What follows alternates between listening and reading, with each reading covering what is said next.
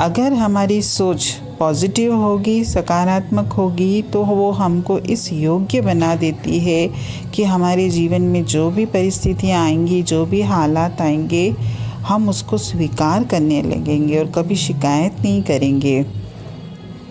और कैसी भी परिस्थिति होगी तो हमने जो सत्संग और सिमरन के प्रति संकल्प किया है, जो वादा किया है मैंने परमात्मा के साथ कि चाहे कुछ भी हो जाए, मैं तेरे समय में कभी भी आनाकानी नहीं करूँगा। जो समय मैंने अपने जीवन का तेरे को समर्पित किया, वो समय तेरे लिए ही रहेगा और मैं सदैव इस संकल्प को पूरा करने के लिए प्रेरित रहूँगा, बशर्ते मेरी सोच पॉजिटिव हो। अगर हम सोच पॉजिटिव रखते हैं, सही रखते हैं, तो हमें हर बात में अच्छा ही नज़र आती है, फिर हमको किसी में कोई बुराई नज़र नहीं आएगी। और धीरे धीरे अपने आप हमको ये एहसास भी होने लगेगा। अभी तो हम मुख से बोलते हैं कि हम परमात्मा का रूप हैं या सामने वाला भी परमात्मा का रूप है, लेकिन सिर्फ हम मुख से बोलते हैं, अंदर से हम मानते नहीं हैं कि हम परमात्मा हैं और सामने वाला भी परमात्मा का रूप है। लेकिन जैसे हमारी सोच पॉजिटिव हो जाती है, सही हो जाती है, तो धीरे धीरे अपने आप हमको ये महसूस होने लगेगा कि हम तो परमात्मा का ही रूप हैं और इस पूरी सृष्टि की हर वस्तु, हर प्राणी, चाहे वो जड़ हो चाहे चेतन, सब परमात्मा का ही रूप हैं।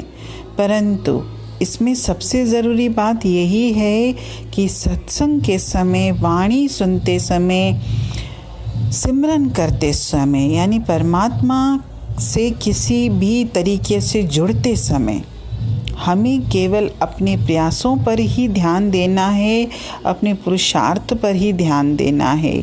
हमारे जीवन में चाहे कुछ भी हो जाए, किसी भी परिस्थिति में मुझे डामाडोल नहीं होना है, क्योंकि अभी तो हमारी स्थिति ये है कि ज़रा सी भी कोई बात मेरे जीवन में चेंज होती है, फट से मैं परमात्मा को छोड़ देता हूँ। रोज़ यही बात चलती है कि हम सत्संग को महत्व देते हैं, वाणी को भी महत्व देते हैं, परमात्मा से भी प्रेम करते हैं, साधन भी करते हैं, हम सब करते हैं। कब? जब मेरी परिस्थिति फेवरेबल होती है, यानी मेरे अनुसार मेरे जीवन में हर परिस्थिति है, तभी मैं परमात्मा के पास आता हूँ। जहाँ भी थोड़ा सा भी फेरबदल हुआ मेरे जीवन के हालातों में, सबसे पहले तो मैं इसको ही छोड़ देता हूँ। तो इसमें ये दिया था कि अगर सत्संग, वाणी, सिमरन, जो भी किसी भी तरीके से आप जुड़े हुए हो ईश्वर से, तो आपके जीवन में चाहे कुछ भी हो जाए, आपको इस स्थिति से विचलित नहीं होना है और कभी भी उस परमात्मा का हाथ हमको छोड़ना ही नहीं है।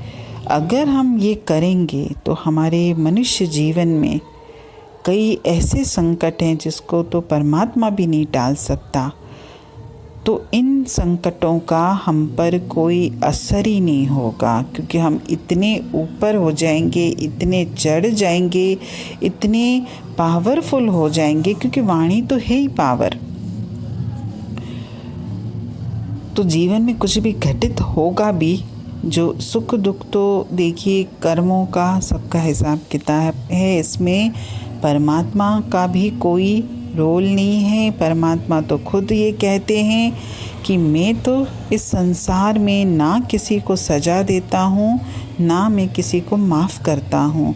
जो भी आपके जीवन में घटित हो रहा है, अच्छा या बुरा, सब आपके अपने कर्मों का फल है और कर्म फल के आगे तो वो सृष्टिकर्ता भी मजबूर है।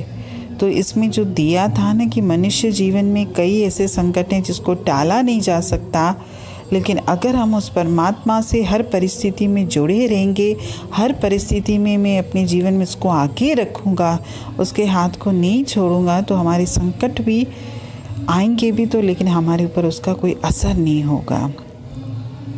और एंड में जो बात थी कि हमको मालिक की मौज के मुताबिक ही सब कार्य करना है, यानी मालिक को जो करना है उसको हम करने दें, उसे कभी भी अपनी इच्छा पर चलाने की कोशिश ना करें। क्योंकि अभी हमारी स्थिति क्या है, जीवन में जो भी होता है तो फट से क्या बोलते थे, ये चीज़ नहीं चाहिए, मुझे ऐसा नहीं ऐसा चाहिए, ये नहीं चाहिए वो चाहिए, तो आप अपनी इच्छा अनुसार उसको चलाने की कोशिश नहीं करो।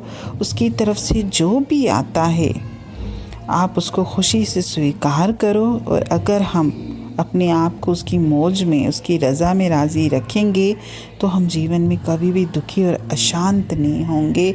हमारे जीवन में हमेशा आनंद ही रहेगा।